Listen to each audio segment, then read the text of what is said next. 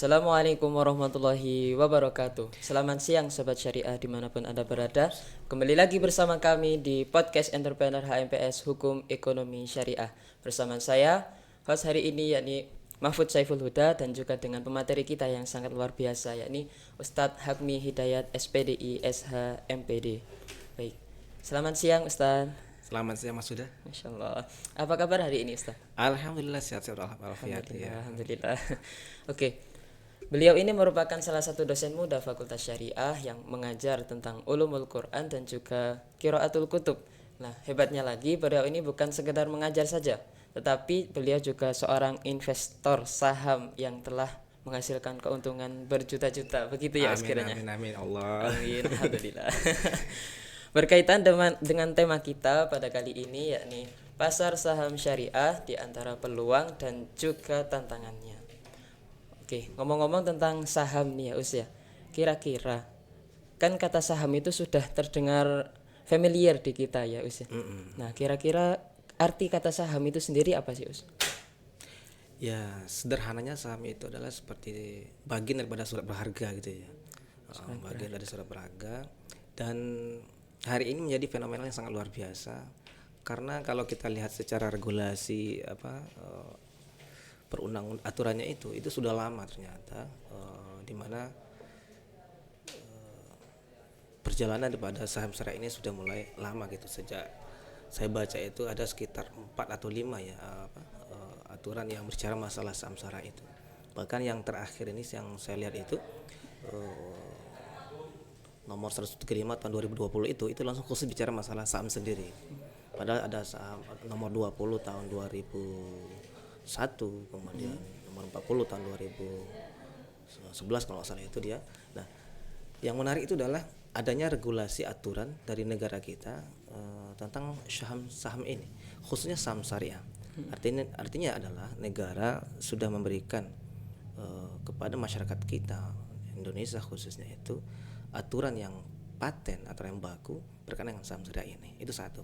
Kemudian yang menarik kedua adalah ini juga diperkuat oleh fatwa MUI tadi. Jadi pemerintah dengan MUI bekerja sama kemudian melahirkan peraturan tentang saham syariah itu sendiri dia. Kalau kita urut secara historis sejarah, sebenarnya dari sejarah sejak adanya bank IDB ya, bank IDB itu menerapkan anti riba di bank tersebut, sehingga hari ini transaksi di bank itu ya yang nggak riba itu dicontoh oleh negara-negara muslim di dunia, termasuk Indonesia gitu ya, termasuk Indonesia. Nah, dan ini juga mengarah kepada transaksi saham itu dia. Padahal kita ketahui bahasanya Indonesia adalah negara muslim terbesar ya. Betul. Nah, apalagi yang namanya syariah, masyarakat muslim Indonesia itu sangat tertarik sekali dengan fenomena seperti ini. Nah, dan ini merupakan pasar yang luar biasa karena satu-satunya negara muslim terbesar itulah Indonesia. Walaupun sebenarnya itu para pelaku pasar modal di saham syariah itu di Indonesia itu masih mengalami peningkatan yang sangat drastis baru ya. Dengan kejadian pandemi kemarin itu ya dari tahun 2020 2021 itu ya kan aktivitas mencari rezeki pada off semuanya ya. Iya, jadi pada off Semua kan orang bingung ya memilih ke pasar saham itu ya, ya, sehingga orang milih itu nggak bisa kerja, nggak bisa mendapatkan uang kan mikir gitu. Nah, sehingga transaksi di saham di saham itu yang sekarang ini bisa secara online kan gitu ya, online. Kita beli saham itu kan bisa secara online gitu ya. Nah, dimanapun kita berada pun kita bisa beli saham sendiri. Dan yang menarik hari ini kita fokus kepada saham syariah ya. Awal dari dikeluarkannya saham syariah ini oleh Bursa Efek Indonesia itu tahun 2000-an lah kalau nggak salah. Sebenarnya sudah lama ya. 2000 ya. Sekarang 2000. udah 2023 kan. Iya, sudah 23 tahun berarti. Iya, sekitar 20 tahun tadi itu dia. Nah, sementara masyarakat Indonesia yang muslim aja sekitar 200 juta. itu masih pelakunya masih sedikit. 0,04% kalau nggak Insya salah Allah. itu. Masih belum ada 1%. Nah, Ya, ya Ustaz. itu belum 1%. Sementara di negara tetangga kita kayak Malaysia mungkin udah sampai sekian persen itu ya. Nah, begitu. peluang ini ya, karena kita bicara peluang ya, karena masih sedikit pelakunya, itu peluangnya besar. Gitu. Peluangnya Peluangnya besar, sangat sangat besar besar gitu kan. Peluangnya besar gitu. Dan menarik lagi, jika sosialisasi apa tuh namanya bisnis ya di saham syariah ini tersampaikan ke masyarakat, maka saya melihat masyarakat Indonesia khususnya Muslim tuh, Iya, iya. ini bisa memberikan hal yang positif bagi mereka. Terusnya mempertingkat ekonomi Indonesia Mempertingkat itu ya. ekonomi mereka gitu. Iya. Ya. Bahkan kan bisa meningkatkan pembangunan ekonomi nasional kita gitu ya. Iya. Itu yang menarik. Dan yang lebih khususnya kita bicara masalah masyarakat akademik itu Iya, khususnya akademik. fakultas syariah ya, Iya. biasanya ekonomi syariah gitu ya. Iya, begitu. Ekonomi syariah. Ekonomi syariah lagi gitu kan. Nah, ini masyarakat akademik, ya masyarakat intelektual lah. Nah, kalau mereka kurang ngerti atau nggak paham dengan tren bisnis syariah apa saham syariah hari ini, itu sungguh luar biasa. Padahal hari ini masyarakat di luar sana mereka ya sudah Kurang pengetahuan gitu. begitu pengetahuannya sudah mulai pengetahuannya sudah banyak. mulai banyak gitu kan. Mungkin mereka mengikuti apa tuh namanya grup-grup apa namanya grup-grup Grup-grup investor. poster itu Ya dia mungkin di Telegram juga banyak juga ya. banyak Telegram Instagram banyak gitu ya. Nah, karena peluang untuk mencari rezeki gitu, di dunia saham syariah ini menurut saya itu luar biasa. Kalau kita lihat hari ini ya ada di indeks saham-saham itu isi namanya indeks saham syariah Indonesia. Iya. Yang ada juga Jakarta Islam Index itu JI 30 dan JI 70. Nah, JI 30 berarti 30 saham syariah. Ya, yang Di sudah- Indonesia itu Indonesia. ada 30. Ada juga JI 70. Itu Iya. 70 yang sudah dikategorikan saham syariah. Itu dia. Nah, sehingga hal ini kan peluang toh bagi masyarakat yang memang pengen hidup itu diatur dengan syariah, apalagi transaksi atau muamalah ini, maka mereka kan tertarik dengan hal itu. Tertarik dengan hal-hal yang Dengan berbau hal syariah. syariah pasti itu ya. sendiri itu dia. Itu mungkin sederhananya seperti itu menurut saya. Terus kalau kira-kira nih ya Ustaz, kan tadi berbicara tentang saham syariah. Kira-kira apa ada saham selain syariah begitu Ustaz? Nah, jadi ada saham syariah, ada saham konvensional. ada dua ya, Saham konvensional. Syariah sama konvensional Tadi. begitu. Jadi kalau kita berjalan saham syariah itu tentu dia sesuai dengan prinsip syariah. Ya nggak ada riba lah kan gitu ya. Iya, iya. Nah, secara umum kan gitu tidak ada ribanya. Itu dia. Kalau saham konvensional mungkin dari si produk ya mungkin itu ada yang tidak diizinkan atau tidak sesuai dengan prinsip ajaran Islam gitu ya. Mungkin perusahaannya itu bergerak dalam bidang yang tidak dihalalkan dalam ajaran Dalam Islam. ajaran Islam begitu. Seperti apa ya? Rokok. Oh, gitu ya, Rokok Ustaz. sebagainya gitu dia dan sebagainya. Cara mengetahuinya gitu Ustaz. Selain dari tadi. Ini menarik nih cara Iya, mengetahui cara mana mengenai saham syariah, syariah, mana saham yang non konvensional syariah lah itu gitu ya. ya. Iya. Ini sudah diatur sendiri ya. Jadi kita mengetahui saham syariah itu sudah diaturi oleh apa tuh namanya fatwa DSN MUI itu sendiri bekerjasama dengan OJK. Jadi sudah ada screeningnya, sudah ada klarifikasinya. Gitu. Nah, jadi OJK sama OJK sama MUI gitu MUI ya. itu ya membuat standarisasi lah. Nah, ini saham-saham yang sesuai dengan syariah. Nah, itu dia. Dan itu tidak bisa dilewati. Jadi ada syarat-syarat Ada syarat sendiri ya. gitu ya. Bahkan kalau seandainya mungkin utangnya lebih besar daripada modal atau asetnya, nanti dia akan tidak syariah lagi. Oh, tidak syariah Tidak lagi. lagi, Ketika gitu ya. modal dengan hutang tidak Nah, utangnya lebih besar seimbang. ketimbang tidak Jadi syariah tidak lagi bisa dia. syariah. Gitu ya. Begitu ya Ustaz. Jadi kira-kira nih Ustaz, kalau kita mau investasi tentang saham syariah itu gimana Ustaz kalau mau invest? Seperti jenengan Nah, ini menarik nih ya. cara investasi. Ya, kita bicara saya pengalaman saya aja lah. Iya. Ya. Saya dulu kenal dengan saham syariah itu ya dari kan saya aktif di grup-grup UMKM itu kan. Iya. Yang di grup itu banyak share-share tentang bisnis gitu ya. Iya. Ya, apa macam tuh banyak sekali. Nah, kemudian teman-teman share juga tentang Investasi itu investasi itu dia. Apalagi tentang saham kan, saham Iya, iya. syariah. Nah, saya coba ikut di acara itu ya. Wah, ternyata menarik nih. Investasi tidak hanya di properti kan juga bisa di saham gitu ya. Apalagi saham syariah. Dari hal itu saya ikuti, terus ada semacam pelatihan ya 1 hari kalau nggak salah itu dia, sampai nanti diantarkan untuk membuat namanya RDN kalau nggak salah ya, rekening dana nasabah. RDN Iya, namanya. jadi kalau kita itu ingin aktif di dunia trading atau investor saham tadi itu dia, kita harus punya rekening dan nasabah namanya itu dia. Nah dengan itu baru kita nanti bisa transaksi beli atau jual Beli atau jual saham saham itu tadi. sendiri itu dia. Gitu.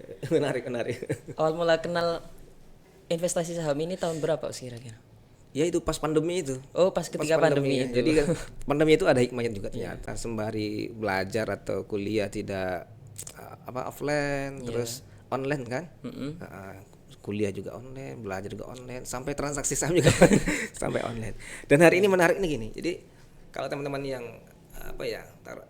syariah ya, lulus S1 gitu, ekonomi syariah, terus sarjana, Iya. belum punya pekerjaan kan gitu ya, belum punya pekerjaan.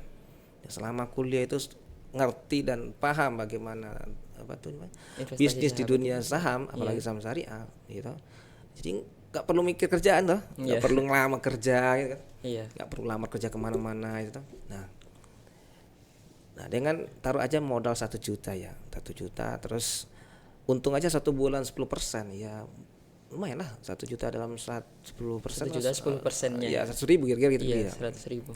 Itu kalau 10% gitu kan. Kalau bisa lebih dari bisa lebih 10% itu kan nih, luar Mas. biasa gitu kan. Iya. Lebih luar biasa itu dia. Nah sehingga ini peluang. Jadi kalau kita bicara peluang tadi, peluang kita mencari rezeki, gitu, mencari rezeki. Kalau seandainya nggak kerja lah, nggak dapat kerja di bank atau di PNS atau sebagainya, ini peluang ya mencari rezeki. Itu dia. Terus kira-kira pas investasi saham ini bisa dijadikan sebagai pekerjaan yang utama itu, Mas? Bisa. Kalau dijadikan utama, Iya. itu memang kita pure di situ ya. Iya. Kita harus terjun di situ dia, dan mungkin kita harus juga punya modal yang besar gitu ya. Kita jadikan itu hal utama. Nah, untuk bisa mengais rezeki dari dunia persahaman ini. Iya. Tapi ini adalah merupakan sebuah peluang ya. Jika hari ini teman-teman kita yang mencari kerja kemana, keluar negeri, terus lagi nganggur dan sebagainya. Nah ini kan enggak, kerjanya coba bursa efek itu bukanya jam 9.01 gitu kan. Oh, bukannya. Jadi ada jamnya, Ada buka sendiri jam-jamannya gitu juga ya. gitu. Oh, Jadi ada menarik waktunya ini, juga, Mas. jadi Senin sampai Jumat itu. Senin sampai Jumat itu ya pasar bursa efek terbuka dari jam 9.01 sampai nanti zuhur itu. Kemudian zuhur itu istirahat tuh. Oh, Nah, ada zuhur dua sesi begitu. Ada dua sesi gitu kan, istirahat sampai nanti sore gitu kan. Nah, kerjanya dari Senin sampai Jumat. Ya kayak pegawai negeri lah. Iya. Pegawai negeri kan Senin sampai Jumat, Sabtunya kan libur tuh dia. Nah, kita bisa kerja di mana, mungkin di rumah atau di mana gitu kan. Kita bisa beli saham itu sendiri. Kita bisa transaksi saham sendiri. Dikala kita melihat wah saham ini lagi naik nih, ya sudah kita beli di situ kan. Nanti Ketika jamnya itu ya, Mas. gitu dia. Jadi prinsip beli saham itu ya, dikala dia naik kita beli, bukan dikala turun. Oh, begitu. Ya, beda dengan kita kalau jualan ya. Nah, kita kulaan bahasa itu ya, di harga yang murah nanti dijual yang tinggi. Ini kalau di saham enggak, dia pas dia naik. Ya pas dia naik baru jual. kita masuk di situ. Perbedaannya sama orang jualan gitu ya, Mas. Di situ dia. Gitu. Ada jadwalnya juga ya, Mas. Dari Senin sampai Jumat. Terus Sabtu Minggunya libur. Iya, libur gitu. Sama kayak orang-orang PNS begitu ya, Iya, Mas ya. betul. Kira-kira nih, Us, ada nggak kerugian yang dialami sebagai investor itu? Nah ini jadi kalau kita bicara masalah bisnis, mesti ada untung, mesti ada rugi. Gitu ya. Kan itu seimbang lah. Ada masa untungnya, ada masa ruginya. Cuma di sini mindsetnya kita harus bangun. Mindsetnya bagaimana? Ya karena kita jika terjun di dunia saham itu resikonya sungguh luar biasa juga nih. Oh, risikonya besar juga, Us. Ya karena diminta itu adalah psikologinya kan, mentalnya diminta kan. Ya kalau seandainya nggak kuat, kan bisa nanti down kan gitu kan. Akhirnya lari dari dunia persahaman. Ya mau gini nih, dia dikala untung taruh aja 3% ya, mungkin dia udah beli mungkin hari tadi pagi, hari Selasa ini, terus sudah untung 3%, 4%, mungkin sore atau besoknya untung kan. Apa dia jual langsung. Nah ini udah untung 3% atau 4%, besok dia beli lagi. Nah ternyata dikala dia beli, dia sahamnya turun 1%, 2%, 3%. Nah kalau nggak punya prinsip atau punya tren dalam di dunia saham ini, gitu, dia harus mengetahui dia kalau turun tuh di berapa dia harus di cut gitu. Iya. Kalau dibiarin aja 3, 4%, 5%, 6%, 7%, akhirnya nanti separuh modalnya habis. Wah, ini mentalnya luar biasa ya. Dia akan down aja. Jadi kita dikala untung sekian persen kita punya prinsip, punya target. Jika dia turun juga kita punya targetnya berapa gitu. Kadang-kadang kan teman-teman itu enggak. Dikala dia naik, dia punya target. Pas turun dia nggak punya target. Sudah amblas sekian 5%, 6%, dia nggak punya apa tuh namanya, nggak langsung ngambil tindakan. Iya. Nah, itu dia. Jadi Nah, ini langsung sering rugi membuat begitu ya. rugi dan ini membuat mentalnya menjadi Down gitu. down gitu. Iya. Sehingga lari di dunia persamaan. Itu dia. Jadi kita ketika mau invest itu harus tahu ilmu-ilmunya dulu. Nah, Mas. nggih. Jadi kalau dalam agama kita itu ya untuk dunia kita harus dengan ilmu. Untuk akhirat juga dengan ilmu. Juga. Kalau saham ini dunianya harus tentang dunia ya. Harus juga dengan ilmu gitu. Nah, di saham di dalam bisnis saham itu kita setidaknya harus mengetahui lah, ada analisis teknikalnya, ada analisis fundamentalnya. Mungkin kita lihat dari ini secara fundamental perusahaan ini atau emiten ini bagus nih. Jadi lagi uptrend gitu kan, lagi tinggi kan. Iya. Tapi sahamnya itu harganya itu lagi turun. Nah, lagi turun pas hari pasar buka dia turun. Nah, kadung beli tuh. Iya. Ya kan, kadung beli. Waduh, kok turun? Nah, itu dia. Nah, ini juga bisa menyebabkan kita down tuh tadi dia. Jadi harus ada ilmunya. Iya. Jadi masuk ke dunia transaksi bisnis saham ini bukan terjun bebas ya. Harus ada ilmunya. Harus ada ilmunya. Semisal kalau kita tidak punya ilmu lalu tiba-tiba kita invest sendiri gitu, gimana Mas? Nah, itu menyebabkan nanti bahayanya di situ nanti itu dia. Di mental down. Mentalnya down tadi dia. Gitu. Ya sama dengan kuliah lah, kalau nggak ngerti kan repot banget. Oh, iya. Kira-kira nih Mas, kita kan bicara tentang investasi saham. Nah, investasi saham sendiri kalau dalam Islam itu bagaimana Mas? Nah, kalau sudah bicara masalah agama ini menarik nih. Iya. Nah, justru ini masuk wilayah muamalah, bukan bicara masalah ibadah. Jadi ini kan bisnis saham ini masuk masalah muamalah. Nah, muamalah itu kan boleh kan? Mubah, gitu. iya. Mubah dan Mubah, boleh iya. kan itu dia. Nah, yang menarik bagi saya selama ini saya teliti ya, di masyarakat Muslim khususnya itu terjadi perdebatan. Terjadi perdebatan apakah saham itu boleh apa tidak kan gitu kan. Iya. Putaran duit di dunia saham itu khususnya ya yang saham syariah itu triliunan.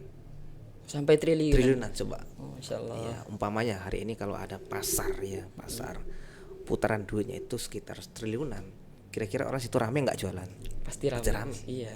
Nah, ini triliunan, gitu. Iya. Triliunan duit berputar situ. Nah, sementara masyarakat Muslim di Indonesia itu sekitar 200 juta. Nah, emangnya nggak mau atau minimal 1%, 2% lah dari duit triliunan itu untuk masyarakat Muslim, minimal gitu ya.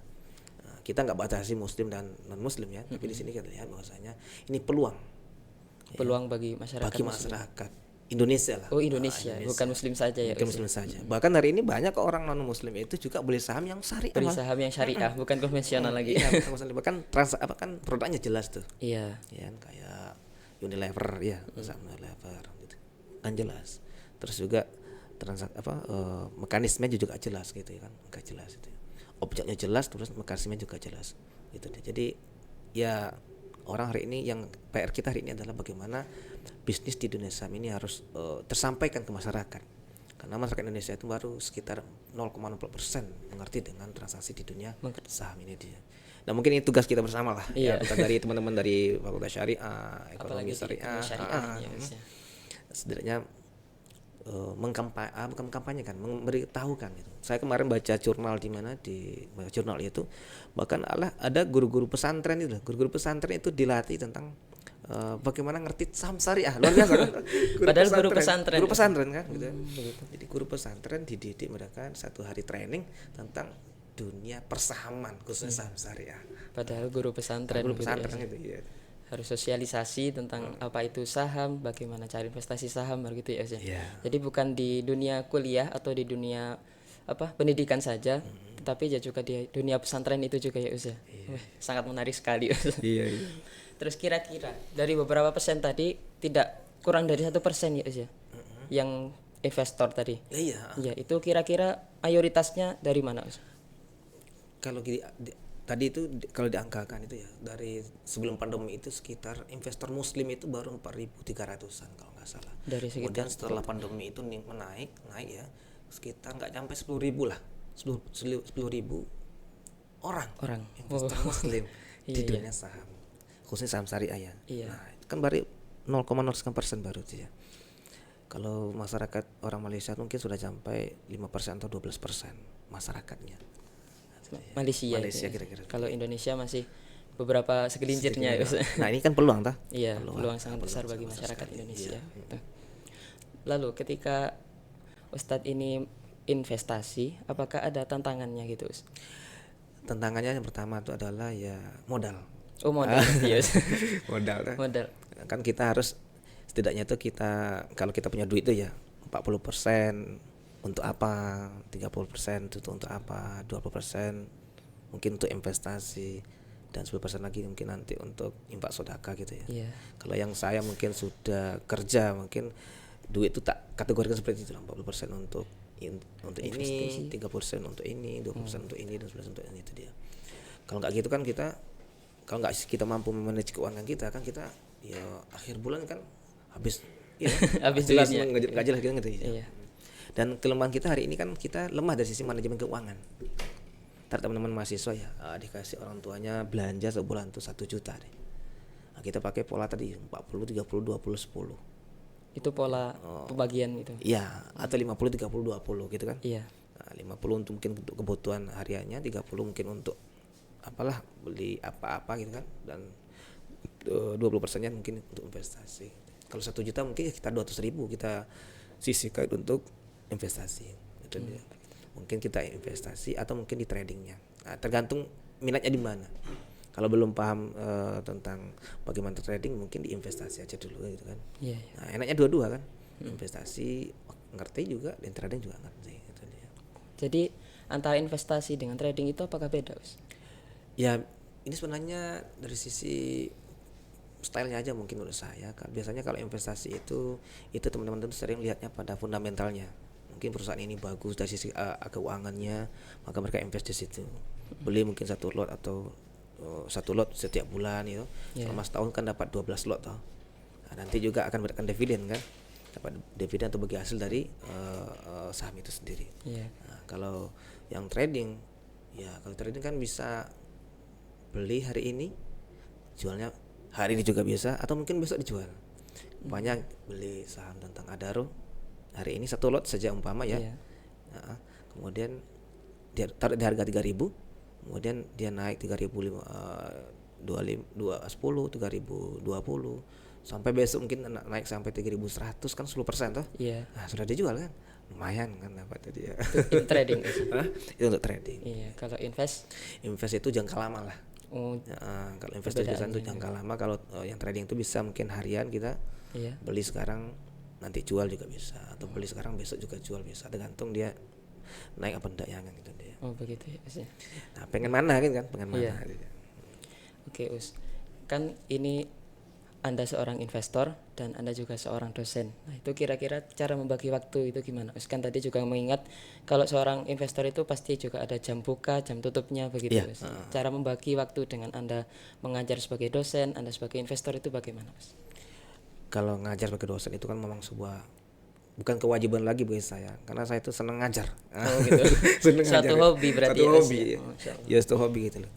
Ya, gimana ya? Kalau kita ngajar itu ada sebuah kebahagiaan tersendiri. Habis ngajar itu ada sebuah kebahagiaan sendiri.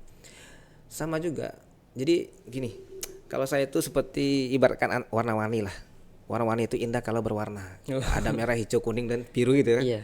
Ya, kalau kita itu hanya satu warna saja, hanya warna merah saja, nggak punya warna lain, itu nggak enak. Itu. Jadi saya itu sembari sebagai tenaga pengajar pengen warna lain, pengen warna lain gitu ya. Ternyata di dunia saham ini, apalagi saham syariah, saya seolah-olah merasakan ada warna yang menurut saya ini warna menarik. Oh, begitu. Sehingga saya tertarik dengan hal itu dan juga saya lakukan. Nah, bicara masalah timenya. Dikala waktu saya nggak sibuk dalam hal mengajar, Iya. mungkin saya lihat pergerakan saham hari ini gimana. Kadang-kadang saya beli, kadang saya nggak beli. Oh, begitu. Tergantung juga dia trend atau uptrend, ya kadang dia nggak naik. Saya menunggu waktu lah, momen kapan saya harus bisa beli, kapan saya tidak beli gitu dia. Ya terkadang mungkin dalam satu pekan itu ya mungkin 2 kali 3 kali mungkin saya transaksi aja. Iya.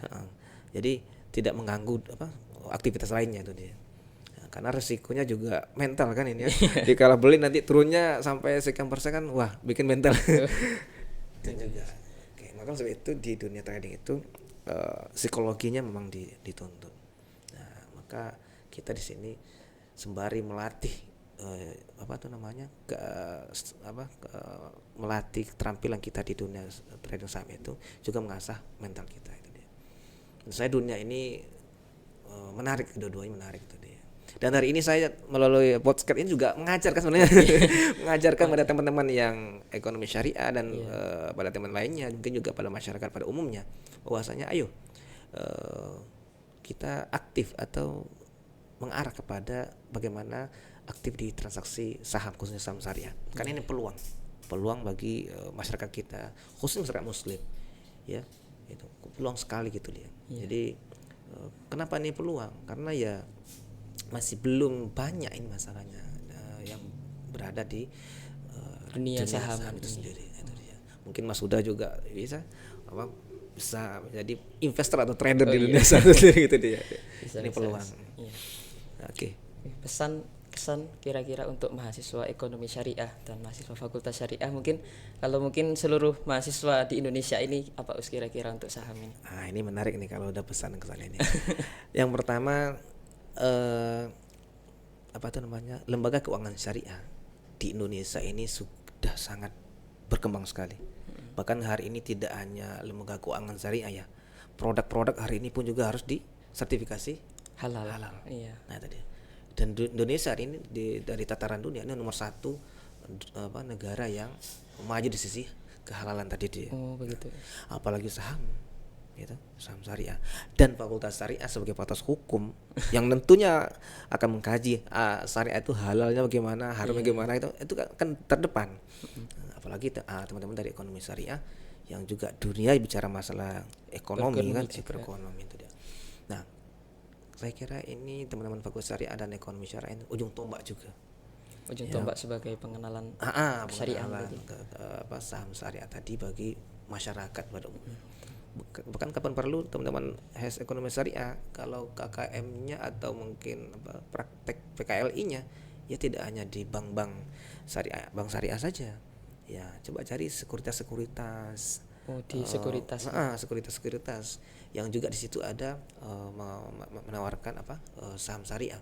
Kan sekuritas ini kayak macam-macam sekuritas, ada Fitranco sekuritas, ada Indoprimer sebagainya, itu kan banyak sekuritas itu banyak. Nah coba di situ mereka menawarkan saham syariah kepada tidak di sekuritas tersebut. Begitu, ya. Sehingga pengalamannya menarik kan gitu ya. Atau mungkin langsung di bursa efek, wah sekalian itu. Iya. Menarik. Baik, mungkin untuk closing statement dari Ustadz sendiri. Closing statement bagi saya adalah warnailah kehidupan dengan sebaiknya dan seindah-indahnya. Insyaallah. Itu dia. Begitu ya. Iya. Oke, mungkin cukup sekian dari kami tentang pasar saham ya Us ya. Ya baik, ketika pasar saham itu ternyata mubah, termasuk kegiatan muamalah, dan muamalah itu adalah mubah begitu ya Us ya. Oke, dan juga pasar saham ini sudah disertifikasi halal oleh MUI juga ya Us. Ada fatwanya. Ada fatwanya juga, dan pasar saham ini juga bukan tentang saham tentang syariah saja, tapi juga ada konvensional juga ya Us ya. Terutama kita sebagai mahasiswa hukum ekonomi syariah juga harus mengerti tentang apa itu pasar saham syariah dan juga pasar saham konvensional gitu ya Us. Lalu kita juga bertugas untuk mensosialisasikan apa itu pasar saham yang syariah kepada masyarakat Indonesia ini, karena peluangnya sangat besar bagi masyarakat Indonesia sendiri begitu ya Us ya. Iya. Oke, mungkin cukup sekian dari kami, dan ini adalah podcast entrepreneur terakhir pada periode kepengurusan HMPS Hukum Ekonomi Syariah tahun 2023 sekarang ini. Dan mungkin kita bisa berjumpa di podcast entrepreneur Hukum Ekonomi Syariah di tahun periode yang selanjutnya. Cukup sekian dari saya host hari ini Mahfud Saiful Huda, pamit undur diri. Sekian, assalamualaikum warahmatullahi wabarakatuh. Waalaikumsalam warahmatullahi wabarakatuh. Jungle.